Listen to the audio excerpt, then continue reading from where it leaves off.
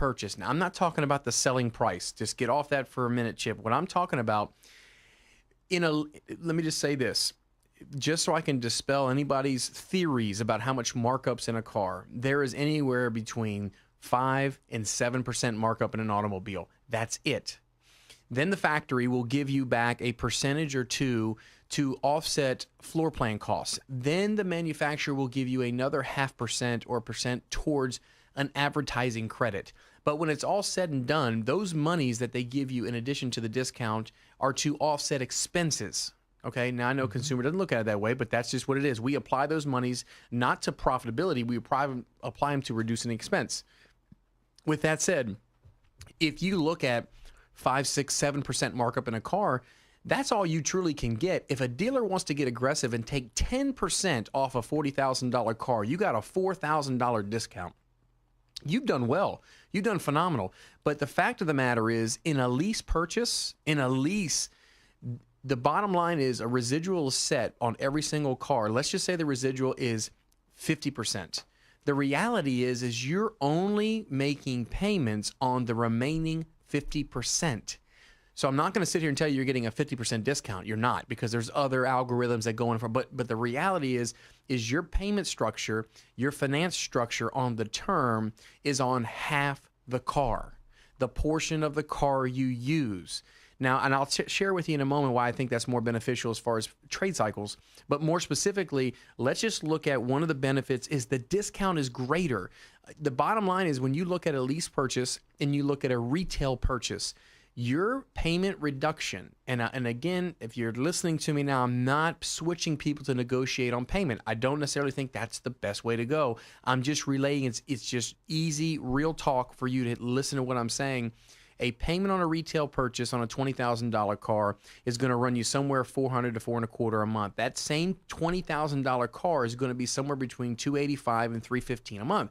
So and there's a reason for that. The portion of the car you're buying is much less. The discount is much greater. Right. I didn't say the profitability was any less for the dealer. I'm just saying the discount. So if you're into saving as much money as you can, and you're an individual that looks yourself in the mirror and says, look, I never keep a car. I'm always trading the darn car. It doesn't matter. You're the same person that will finance for 5 or 6 years to get the payment as low as you can, but you still trade in 2, 3, or 4 years.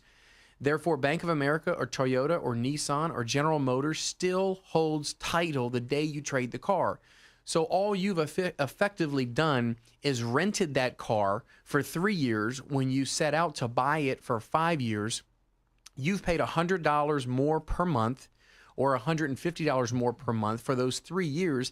And simple math is, if I paid $100 more on an asset for 3 years or 36 months, I have effectively spent $3,600 on a car that I will never get back. Right. You could have driven the same exact car with a greater discount for you, save the $3,600 in a little accrual account if you had the discipline to do so. Okay, I'm no Dave Ramsey, but I'm just saying, just follow me here.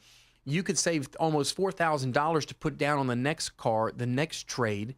Okay, and so that's one of the benefits that I will tell you right out of the gate is you're going to get a bigger discount. I didn't say you're going to get a better deal. I didn't say the dealer's going to make less profit. I'm telling you that financially, mathematically, you are buying the car much cheaper than you can buy it if you retail purchase it. Does that make sense, Chip? That makes a lot of sense. Just buy what you use. Buy what you use. Now, there's so many people that say, well, I'm never going to rent a car. And I got it. I'm with you. And so there are certain people that qualify for the lease purchase, and there are certain people that are better suited to do so. If you're a person right now that drives a car and you drive it until the wheels fall off, you pass it down, and then it stays on the yard after that, ridiculous to even talk about leasing. Right. So the first advantage of leasing is, I would tell you, your discount is much greater. Now, I will tell you, don't get fooled, because this is where you see a lot of advertising, especially in Atlanta, Chip. 50% off the deal, 50% off all new Toyotas. Have you ever heard something like that? Yes. Something crazy? Yes. Okay, guys, let's be logical. There's no 50% discount on any car. Okay, it's not. We don't sell a $20,000 new car for 10. But what they're doing is they're telling you the residual is 50%, And where you're paying on 50% of the usage of the car is how they justify the 50% off. You're not getting 50% off. So you just have to watch. Some dealers, obviously, are what we call a little jicky. They're a little edgy. They walk the line. And so you have to really, again, theautoschool.com, the Auto School, the show that we do, this is all for you to understand. Listen, don't blame anybody for your lack of opportunity of learning how to buy a car. Let's go get the information, and let's make sure you don't make the mistake. And when you do that, you're going to feel great about your deal. I will tell you, leasing is an incredible way to drive a vehicle. So when we come back, we're going to get into, I've got 10 more. So I don't know if we'll get through all 10, but I've got 10 more advantages, Chip, in leasing that I want to share with everybody. Stay tuned with us because I've got some real good ones coming up. You know what? That makes total sense, Louie. I've never heard it quite put like that. You're just paying for what you're using. And somebody that drives the wheels off of it is using more. They're using it all. That's exactly right. So they don't need to lease. I should have written down your line. You're paying for what you use is exactly what's going on in a lease. And effectively, it saves you money. And I don't want to spoil the next one, but I got another good one coming back. Okay. All right. Chip, Lyness, Louie, Herron, it is Super Thursday. If you have a leasing question or any automotive-related question, we're happy to take it. 706-453-4140. 335-25, then 4. Coming back with Seals and Crofts next on Doc 103.9.